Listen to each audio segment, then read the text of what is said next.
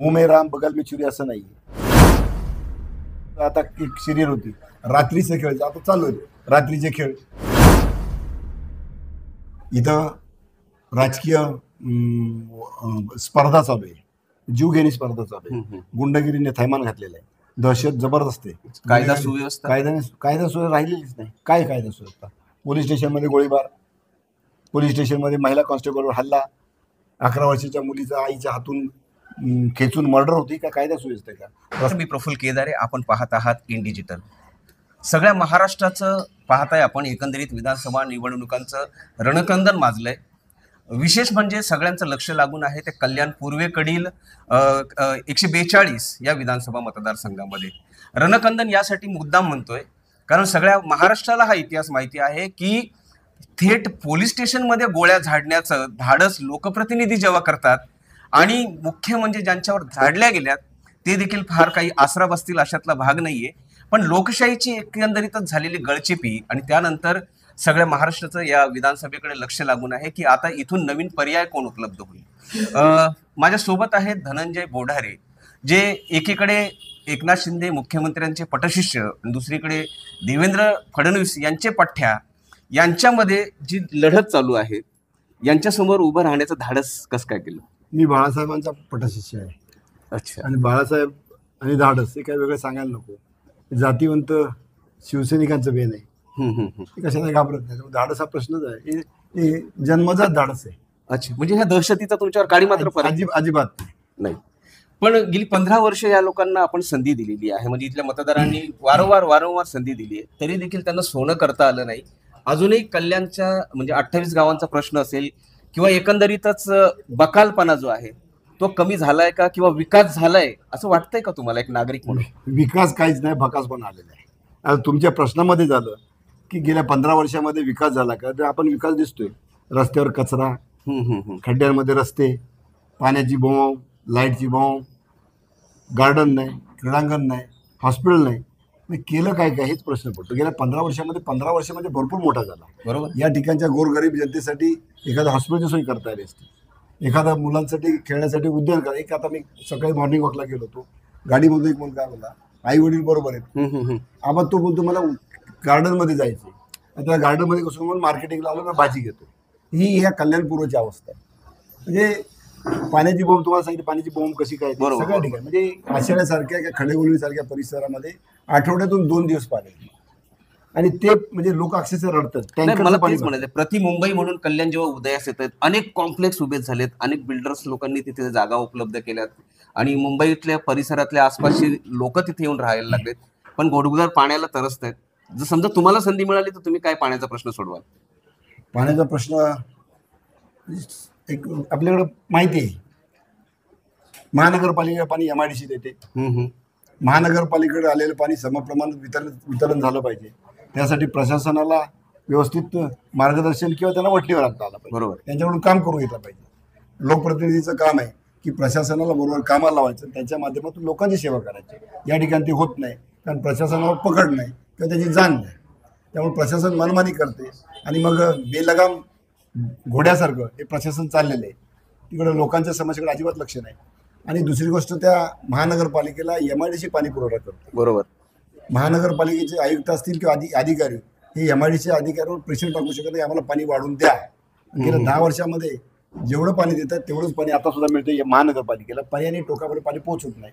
म्हणून महानगरपालिकेकडे पाठपुरावा करून तिथून वाढीव पाणी पुरवठा घेणं, महानगरपालिकेला देणं आणि ते लोकांपर्यंत पोहोचवणं महापालिकेमार्फत. नियोजन हे प्रतिनिधीचं काम. नियोजन नाही, म्हणजे वाढीव मागणी नाही. खरी गोष्ट. आणि त्यामुळं MIDC अधिकारी ऐकत नसतील तर संबंधित सचिवालय, मंत्रालय नाही तर मंत्री यांच्या मार्फत ते पाठपुरावा करता आला पाहिजे. पण आमचं तिकडे दुर्लक्षच, म्हणजे या आमदारांचं. या आधीचे लोकप्रतिनिधी आहेत, हे जनतेच्या समस्या सरकारपर्यंत मांडण्यात अपयशी ठरले. मांडल्याच नाहीत, त्यांना समस्या कळल्याच नाहीत किंवा जाणून घेतल्याच नाहीत, कारण त्यांचा निवडणूक जिंकण्याचा फंडा वेगळा आहे. अच्छा. लोकांची समाजोपयोगी कामं करायची नाहीत. पण मग जसं आता एक सिरियल होती रात्रीचे खेळ, आता चालू आहे रात्रीचे खेळ. बरोबर. त्यामुळं ही जी पाण्याची समस्या आहे त्यापेक्षा वाढत चाललेली आहे आणि पुढच्या 5 वर्षामध्ये याच्यापेक्षा बिकट होईल जर हीच परिस्थिती राजकीय आणि सामाजिक असेल. कल्याण पूर्वेतलं म्हणजे राजकारणातली गँगवॉर हे सगळ्यांना माहिती आहे. तर एकंदरीत दहशतीखाली किंवा सावटामध्ये हा असणारा कल्याण पूर्व आहे, याला स्थैर्य किंवा गुन्हेगारी मुक्त करण्यासाठी काय आपण ही लोकांना सुवर्ण संधी आहे. इथं राजकीय स्पर्धा चालू आहे, जीवघेणी स्पर्धा चालू आहे, गुंडगिरीने थैमान घातलेलं आहे, दहशत जबरदस्त आहे, कायदा सुव्यवस्था कायदा सुव्यवस्था राहिलेलीच नाही. काय कायदा सुव्यवस्था? पोलीस स्टेशनमध्ये गोळीबार, पोलीस स्टेशनमध्ये महिला कॉन्स्टेबलवर हल्ला, 11 वर्षाच्या मुलीचा आईच्या हातून खेचून मर्डर होती. का कायदा सुव्यवस्था आहे का? रस्ती एक नशेडी गंजेडी फिरतायत खरी गोष्ट, तलवारी घेऊन, काठ्या घेऊन, त्याच्यावर नियंत्रण अजिबात नाही किंवा वचक नाही. पोलीस अधिकाऱ्यांना चांगला असेल तर त्याला इथं ठेवलं पाहिजे, आणि जर पोलीस अधिकारी तिथं कायद्याने सुव्यवस्था राखण्यात अपयशी ठरत असेल त्याला इथून हकालपट्टी केली पाहिजे. ज्या प्रकारे तुम्ही आता प्रचार रॅल्या करताय किंवा लोकांच्या जनसंपर्कामध्ये आहात, कशा प्रकारचा प्रतिसाद तुम्हाला लाभतो? जबरदस्त प्रतिसाद आहे लोकांचा, जबरदस्त. की लोकांना आता राग आलेला आहे की 1 वेळा झालं, 2 वेळा झालं, 3 वेळा झालं, किती वेळा आम्ही मूर्ख बनणार? एक माणूस आपला सतत मूर्ख बनणार तर बनणार नाही. आम्हाला इथली गुन्हेगारी मुक्त कल्याणपूर्व पाहिजे. कल्याणला उद्यान असली पाहिजे, क्रीडांगण असली पाहिजे, अभ्यासिका असली पाहिजे ज्यामधून IAS IPS विद्यार्थी घडतील. इथं क्रीडांगण असलं पाहिजे ज्यामधून क्रीडापटू घडतील, आणि एक स्ट्रेस फ्री लाईफ, त्यासाठी गार्डन उद्यान असलं पाहिजे. रस्ता एक कल्याण स्टेशनमधून बाहेर पडल्यानंतर तो रस्ता गुदमरतो, यू टाईप रोड आहे. खरी गोष्ट, कित्येक वर्षापासून आहे तेवढाच आहे. लोकसंख्या वाढते, कोंडी, म्हणजे 40 वर्षापूर्वी जो रोड झालेला आहे तो तेवढाच रोड आहे. तेव्हा काय वाहनं नव्हती, आता वाहनाची संख्या प्रचंड वाढलेली आहे. एवढं मोठं शहर वाढते, त्या रस्त्यावरून ये जा एवढी रहदारी आहे, पण रस्ता आहे तेवढा. तिथल्या लोकही तयार आहेत की DP नुसार आम्ही विकास करायला तयार आहे, पण आमचं पुनर्वसन त्याच ठिकाणी, एवढी त्यांना कमिटमेंट पाहिजे. त्यासाठी शासकीय योजना पण आहेत, त्या शासनाचे नियम सुद्धा आहेत. नगर विकास माध्यमातून TDR किंवा वाढीव FS आहे, त्या ठिकाणी पुनर्वसन होऊ शकतं, पण ते दुर्लक्ष आहे. म्हणजे इथल्या लोकप्रतिनिधींना समस्याच समजल्या नाही तर मांडतील काय, हा तुमचा आरोप? हो, बरोबर आहे ना. एक फेनिक्युलर आहे, हा 2007 साली उद्घाटन झालं. आमदार किसन कथोरे असताना त्यांनी उद्घाटन केलं, भूमिपूजन केलं. आज 2017 वर्षामध्ये एक फेनिक्युलर सुद्धा होऊ शकलं नाही. जर मलंगड फेनिक्युलर झालं असतं, तिथं विकास झाला असता, तिथं एक पर्यटन क्षेत्र किंवा तीर्थक्षेत्र म्हणून घोषित करता आलं असतं. सर्व समाजाची लोक जसं शिर्डीला जातात, सर्व समाजाची लोक मलंगनाथचं दर्शन घेण्यासाठी जातात. मलंगड परिसरातील ग्रामीण विभागामध्ये सुद्धा रोजगाराची संधी उपलब्ध झाली. इतके आमिष आले, इतके फोटोवादीचे म्हणजे प्रक्रिया पार पडल्या, त्यातूनही उद्धव ठाकरेंवर निष्ठा कायम ठेवली. निष्ठा असते, ती सांगावी लागत नाही. अच्छा. आणि एक आईने घेतलेलं वचन आहे माझ्याकडून, अच्छा, की जशी मी आई आहे तशी शिवसेना तुमची आई आहे, या आईला विसरू नका. त्यामुळे मी तो शब्द पाळतो. मागच्या वेळेस 48,000 पुढे तुम्हाला मतं होती, म्हणजे अपक्ष होऊन एवढी मजल मारली होती. यावेळेस तुम्हाला काय वाटतं की जय म्हणजे किती पाऊल पुढे? जय किती पाऊल पुढे नाही, जय हा झालेला आहे, अधिकृत घोषित व्हायचा. या लोकांनी ठरवलेलं आहे. कारण ज्याच्यावर विश्वास टाकला त्याने विश्वासघात केलेला आहे. गेल्या 15 वर्षामध्ये कल्याण मागे गेलेलं आहे. आपण पाहिलं उल्हासनगर ह्या 4-5 हा नगरसेवकांमुळे थोडा तरी विकसित आहे. इथं पाण्याची समस्या आहे, त्याला कारण तेच MIDCतून पाणी पुरवठा होत नाही, त्यामुळे टोकाच्या विभागामध्ये पाणी पोहोचत नाही.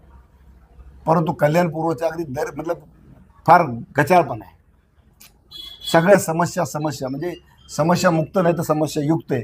त्या समस्या मुक्त करण्यासाठी लोक आता परिवर्तन करतात. यातूनही तुम्हाला हिंदुत्व आणि पुरोगामित्व किंवा संविधानाची बाजू यांचा सांगड कसं काय घालायला लागला?